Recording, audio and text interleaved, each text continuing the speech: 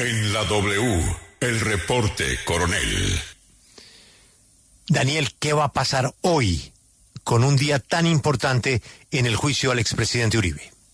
Buenos días, este es el reporte coronel. Hoy empieza el turno de la defensa en el juicio al expresidente Álvaro Uribe.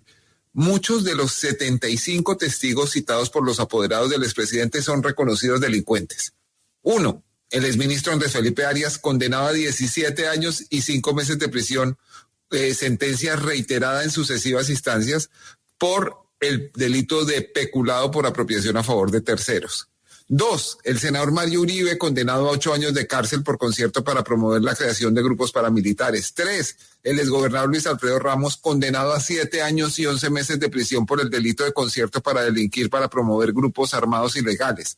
4. El narcotraficante Ramón Quintero, alias RQ y alias El Señor de Buga, condenado a 17 años de prisión por narcotráfico. 5. Diego Pérez Henao, alias Diego Rastrojo, narcotraficante, cliente, por cierto, también del abogado Diego Cadena, líder del temible grupo de los Rastrojos, condenado a 30 años de cárcel en Estados Unidos. Raúl Agudelo Medina, alias Olivo Saldaña, uno de los autores de la teatral desmovilización guerrillera de la falsa columna Cacica la Gaitana, que causó la huida del país del exalto comisionado de paz Luis Carlos Restrepo. 7. Ramiro de Jesús Henao Aguilar, alias Simón, confeso autor de 19 homicidios, condenado y quien seguiría delinquiendo ahora con el Clan del Golfo, según lo afirmó el senador Iván Cepeda en el marco de este mismo juicio. 8. Gabriel Muñoz Ramírez, alias Castañeda, vinculado a 500 homicidios y condenado a 43 años por la masacre de Yolombó. En fin, podríamos seguir mencionando los miembros de este elenco nunca antes visto, pero la noticia de hoy es la identidad del primer declarante. En unos minutos, de manera presencial, en una sala de audiencias de Palo Quemao, rendirá su declaración el expresidente Álvaro Uribe Vélez, quien pasará temporalmente del banquillo de los acusados al de los testigos. La participación de Uribe ha estado precedida de una muy intensa campaña de medios y redes sociales para declarar fallida la presentación de la Fiscalía. Según los abogados de la defensa del expresidente, de los abogados del abogánster Diego Cadena y de algunos influencers, la participación de la Fiscalía terminó sin un solo testimonio, prueba, interceptación o grabación que logre poner en duda la inocencia de Uribe. Es más, el abogado Jaime Granados ha dicho en algunas entrevistas que no solo no está probada la participación del expresidente en un delito, sino que no hay delito alguno en la exposición de la parte acusadora. Para contrastar estas versiones tan publicitadas desde el martes de la semana pasada, invitamos al representante de víctimas en el mismo proceso, el abogado Miguel Ángel del Río, quien nos brindará la otra cara de la moneda. Doctor del Río, ¿qué piensa usted de esta campaña que dice que ya todo está terminado y que el expresidente Uribe está absuelto porque la Fiscalía no logró probar nada? Daniel, un saludo especial para usted. Pues esa ambición de crear un relato por fuera de los estrados judiciales lo que muestra es un gran temor de que al interior del proceso están perdiendo la actuación. Y es que precisamente esa urgencia de advertir que las cosas están saliendo muy bien y que nadie ha podido incriminar a Álvaro Uribe Vélez muestra una deficiencia desde el punto de vista procesal. Deficiencia que está relacionada con la protuberancia de los testigos y de la evidencia probatoria por parte de la Fiscalía General de la Nación, que ha concluido y ha establecido de manera genuina y legítima que Álvaro Uribe Vélez ha sido el determinador de las conductas penales de fraude procesal, soborno en actuación penal y soborno, al determinar al abogado Diego Cadena con el propósito de buscar innumerables testigos a lo largo y ancho de los establecimientos carcelarios, con el propósito de que cambiaran sus versiones con dos premisas: la ausencia de responsabilidad de Álvaro Uribe Vélez y la incriminación del senador Iván Cepeda. Un monólogo y un modus operandi que ha sido calculado, premeditado de manera sistemática y que ha nacido por parte de Álvaro Uribe Vélez con una orden y unas directrices al abogado Diego Cadena. El abogado Jaime Granados, en una entrevista a Cuestión Pública, se refirió a la grabación conocida como Proceda, doctor Diego, donde el expresidente Uribe autoriza a Cadena para ofrecerle un trámite judicial al testigo Juan Guillermo Monsalve.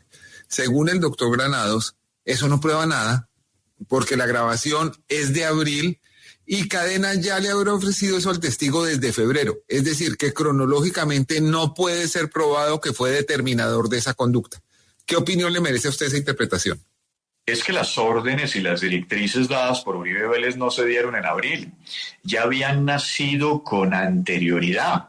Incluso recordemos, Daniel, ese famoso trino en su momento relacionado con la decisión por parte de la Corte Suprema de Justicia invitando a toda la población carcelaria que tuviera información sobre la intervención del senador Iván Cepeda.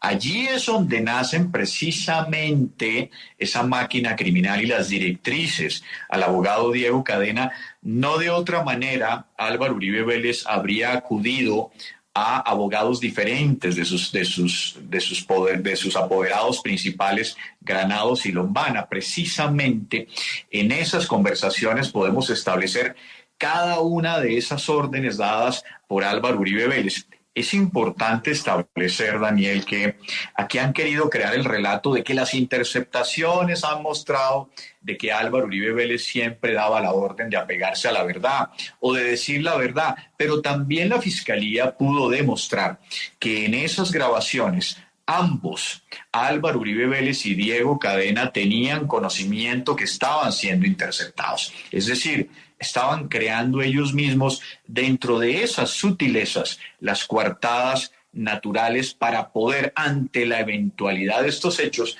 advertir que ellos siempre habían solicitado decir la verdad. Pero las órdenes estaban preestablecidas.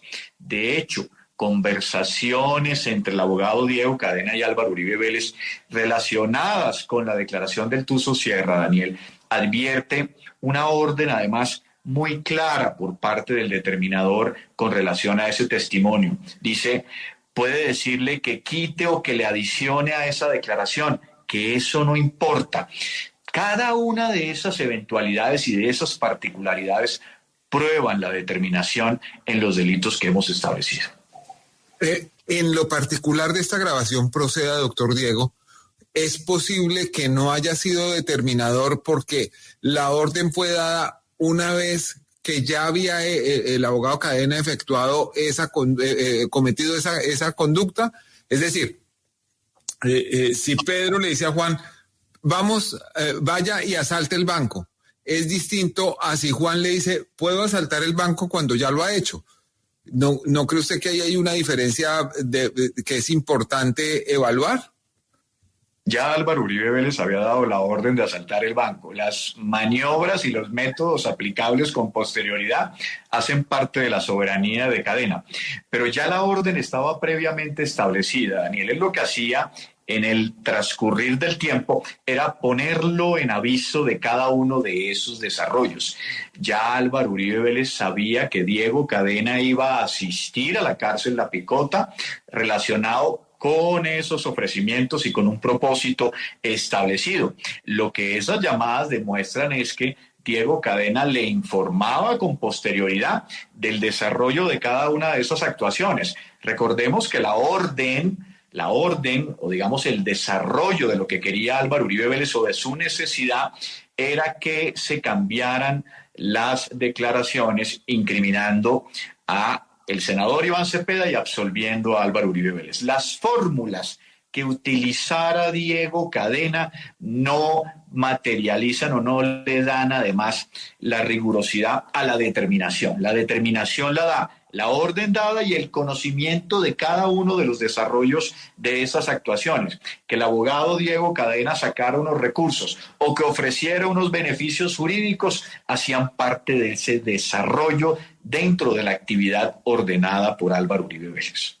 Hay también un trámite que Diego Cadena hace ante un fiscal para que Carlos Enrique Vélez entregue unos fusiles y reciba beneficios. También está la grabación donde Álvaro Uribe es informado de esa vuelta, por llamarlo de alguna manera.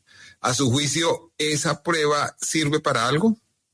Claro, esa prueba establece precisamente cada una de las manifestaciones o de las materializaciones dadas precisamente en el desarrollo de ese trámite. Fueron diversas, muchísimas las intervenciones del abogado Diego Cadena en cada uno de los establecimientos carcelarios. Repito, con beneficios jurídicos ofrecidos, con entregas de dinero con un propósito establecido. El modus operandi se daba además de una manera muy similar, con las mismas características. En algunos eventos eran cartas hechas a puño y letra del abogado Diego Cadena, en otras ocasiones hechas además por parte de los propios presos. Fíjese que el hecho jurídicamente relevante de Cómbita, Daniel, es muy importante por esa famosa reunión que se da donde intervienen el abogado Diego Cadena, la abogada Ángela López, el miembro de la UTL, Fabián, que también aparece ahí, y un coronel también del IMPEC,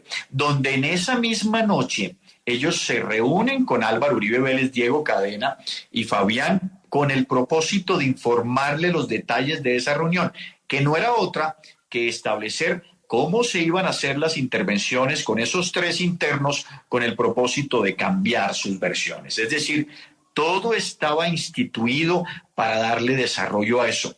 No de otra manera.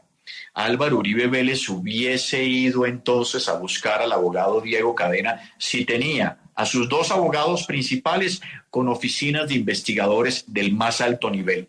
¿Por qué hacerlo con el abogado Cadena? Por las mismas razones que él advierte, por ser pantalonudo, dice el abogado Diego Cadena, que él sí se atrevía a hacer lo que los abogados principales de Uribe no podían.